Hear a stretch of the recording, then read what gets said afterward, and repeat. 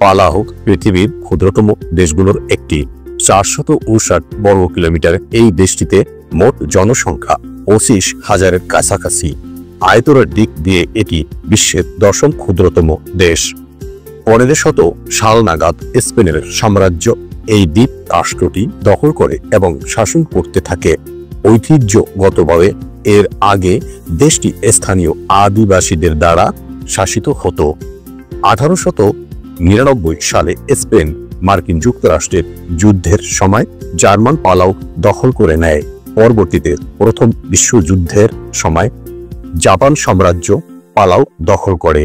দ্বিতীয় বিশ্বযুদ্ধের সময় জাপানের আত্মসমর্পণের পর এটি প্রশান্ত মহাসাগরীয় একটি দ্বীপপুঞ্জ জাতিসংঘের ট্রাস্টের অন্তর্ভুক্ত হয় এবং দেশটি মার্কিন যুক্তরাষ্ট্রের শাসন অধীন হয়ে পড়ে। 1994 সালের অক্টোবর মাসে পালাউ একটি স্বশাসিত রাষ্ট্রে পরিণত হয়। সেই থেকে 1 অক্টোবর স্বাধীনতা দিবস হিসাবে পালন করা হয়। দেশটিতে পালাউয়ের পতাকা অনেকটা বাংলাদেশের পতাকার আদতে তৈরি, তবে শুধু রংটা ব্যতিক্রম। সুপ্রিয় দর্শক, অন্তরালের এই পর্বে আমরা জানব পালাউ সম্পর্কে। সঙ্গে থাকুন শেষ পর্যন্ত।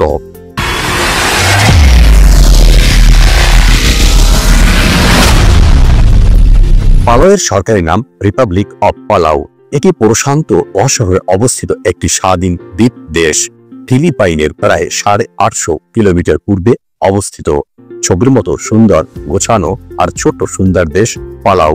এই দেশে রয়েছে নয়ন অবিরাম প্রাকৃতিক সৌন্দর্য। দেশটির উপকূলে 1300 প্রজাতির হাঙ্গর পাওয়া যায়।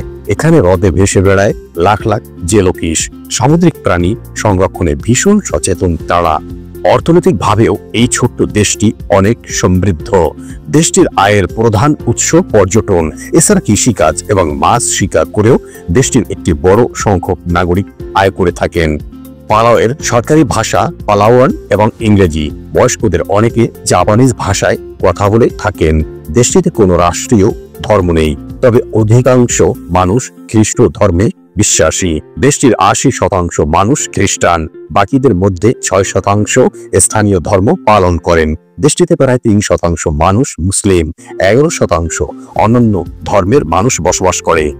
পূর্বে বলা হয়েছে এখানে 25,000 লোকের বসবাস, যার মধ্যে প্রায় 2,000-এরও বেশি বাংলাদেশি রয়েছে যারা এখানে কাজ করে থাকেন। পালাউয়ে থাকা বাংলাদেশিদের একটি বড় অংশ সুপারি রক্ষণাবেক্ষণের কাজ করেন। পথে ঘাটে মুড়ি চা খাওয়ার মতো এদেশের মানুষ কাঁচা সুপারি খায়। অনেকে আবার যুক্ত সার্ফিং এর সঙ্গে। টিএমএফসি বাংলাদেশ নামে একটি ফুটবল দল রয়েছে দেশটিতে। পালাউয়ের অন্যতম আকর্ষণ এর প্রাকৃতিক সৌন্দর্য। পুরো দ্বীপটি ঘিরে আছে স্বচ্ছ নীল জলরাশি। ইচ্ছে করলে যে কেউ ডুবুরি পোশাক পরে নেমে যেতে পারে সাগরের তলদেশ ভ্রমণে, যেখানে দেখা মিলবে সুন্দর সুন্দর হাজারো প্রজাতির সামুদ্রিক প্রাণীর। এইসব প্রাকৃতিক সৌন্দর্যের টানে প্রতি বছর বিশ্বের বিভিন্ন স্থান থেকে হাজারো পর্যটক ছুটে আসেন এখানে। পর্যটকদের জন্য আরো রয়েছে পালাউ মিউজিয়াম এবং পালাউ অ্যাকোরিয়াম। কেনাকাটা করার জন্য এখানে স্থানীয়দের হাতে তৈরি হরেক রকম জিনিসপত্র পাওয়া যায়। সেই সাথে পর্যটকদের থাকার জন্য সাধারণ মানের হোটেল থেকে শুরু করে বিলাসবহুল রিসোর্ট সহ সবই পাওয়া যায় এখানে। এছাড়া এখানে রেইন ফরেস্টে রয়েছে ভিন্নধর্মী গাছপালা এবং বিভিন্ন পাখি। পালাউ হচ্ছে দেশটির বৃহত্তম শহর এবং প্রধান বাণিজ্যিক কেন্দ্র। এই শহরে দেশটির অর্ধেক জনসংখ্যার বসবাস। এখানে জাতীয় মুদ্রা হিসেবে ব্যবহৃত হয় ইউএস ডলার। পালাউয়ের $1 বাংলাদেশি টাকায় 100 টাকার আশেপাশে। এই দেশটির মোট জিডিপির পরিমাণ $164 মিলিয়ন এবং এখানকার জনগণের মাথাপিছু আয় $8,100। পালাউয়ের আবহাওয়া নাতিশীতোষ্ণ। এখানকার গড় তাপমাত্রা 28 ডিগ্রি সেলসিয়াস। এছাড়া এখানে সারা বছর প্রচুর বৃষ্টিপাত হয়। পালাউয়ের রক আইল্যান্ড এক ধরনের সাদা কাদামাটি পাওয়া যায়, যেটি প্রসাধনী গুণের জন্য প্রসিদ্ধ। দেশটির শিক্ষা ব্যবস্থা অত্যন্ত উন্নত। 16 বছর বয়স পর্যন্ত শিক্ষা বাধ্যতামূলক। পালাউয়ের সবচেয়ে জনপ্রিয় খেলা হচ্ছে বেসবল। পালাউয়ের জনগণ এই খেলার সাথে পরিচিত হয় জার্মানিদের মাধ্যমে 1920 সালে। তারপর থেকে এই খেলাকে পালাউয়ের জনগণ আপন করে নিয়েছে। এছাড়া ফুটবল খেলাও পছন্দ করেন তারা। 2007 সালে পালাউ বিশ্বের প্রথম দেশ হিসেবে ইউকো প্লেট সিস্টেম চালু করেছিল। এই সিস্টেম অনুযায়ী পালায় আগত সকল পর্যটককে একটি চুক্তিতে স্বাক্ষর করতে হবে।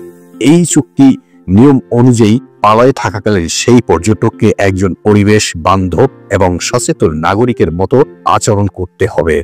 এ থেকে বোঝা যায় পালাওয়ারা কতটা সচেতন। দর্শক, নিয়মিত এমন আরো ভিডিও পেতে চ্যানেলটি সাবস্ক্রাইব করে পাশে বেল আইকনটি প্রেস করে দিন। আর এই মুহূর্তে ভিডিওটি যদি আপনি ফেসবুকে দেখেন তাহলে অবশ্যই পেজটিতে লাইক অথবা ফলো দিয়ে রাখুন। ভালো থাকবেন, সুস্থ থাকবেন। আজ এ পর্যন্তই। আল্লাহ হাফেজ।